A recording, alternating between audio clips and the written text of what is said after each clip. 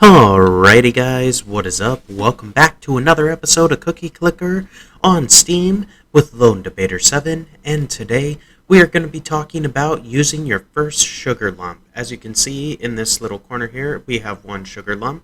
This is the first one in this playthrough, so I'm going to kind of think through how I'm going to spend this. Now, I know generally speaking, your first few sugar lumps should be spent on the buildings that unlock mini-games, because those tend to help provide bonuses that will increase your overall production, so they're worth picking up.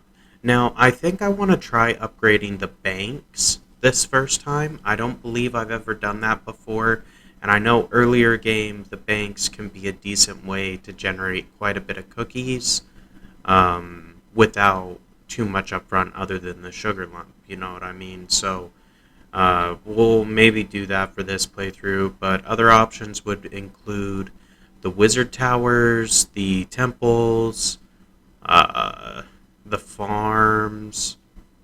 All of those have mini games.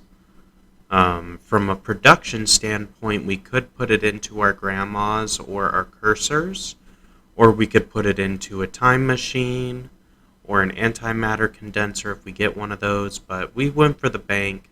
Let's take a look. So we got our credit, garage, 100 cursors to upgrade. We can't afford a broker right now. We need 211 quintillion. We only have 29 trillion right now, so that is a ways off. Okay, fine. Maybe we shouldn't have gone for the bank.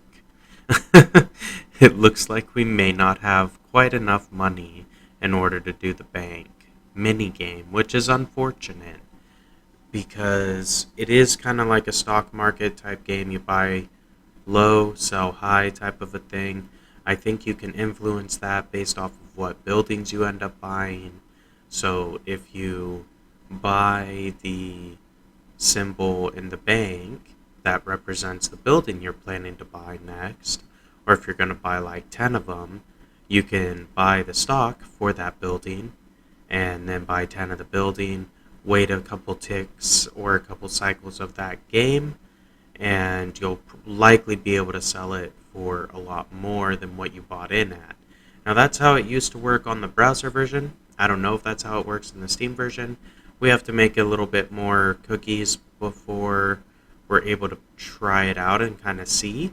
But my guess is it's a similar type of process. If not, if it looks like it's ticked down, like some of them are red arrows right now, if you buy any of those red arrow ones, if they go to a green arrow on the next cycle, you just made a bunch of cookies, depending on how much you bought. So just bear that in mind. It works pretty much the same as a stock market, so it's pretty cool. You can buy a decent amount. I believe that scales off of the building count. So you can buy 10, or you can buy the number of shares equal to the number of buildings you own. So like cinnamon is our portals. We have 12 portals. We can buy 12 cinnamon, potentially. That's the most we could hold. We can't actually afford to buy 12 cinnamon at the moment, which is unfortunate because we're buying portals, kind of. But no worries. Yeah, we need quintillions of cookies in order to even buy one share of this. So, yeah, we're going to have to wait on playing the bank minigame. So don't do the bank for your first sugar lump, because you won't be able to do it most likely. Pick something like the Pantheon is pretty good, so the temple, upgrading the temples is decent. Upgrading the wizard tower is decent because you can basically summon a golden cookie. Doing the farm is okay. You can start that progression early if you want to do that, to try to unlock all the plant mutations, which I might look at trying to make a video on. I have a little bit less time right now, that's why there was a delay between this video and the one before it, so I do apologize on that. Still subscribe if you enjoy the content, because I plan on playing through this game, and, you know, documenting how I've approached all the major, like, decisions and milestones, those types of things. So if you want that type of content, be sure to subscribe down below, and hit the bell icon so you get notified when the new episodes come out. Should be like one a week at least, if not a little bit more frequently than that. It just depends. I've been tied up with starting a new job and moving into a new place, so uh, yeah, that's why I haven't been uploading as frequently, but I plan to do a little bit more. Anyhow, I am running frozen cookies, which calculates all this stuff, so here's some of the stats for that for the game at this point.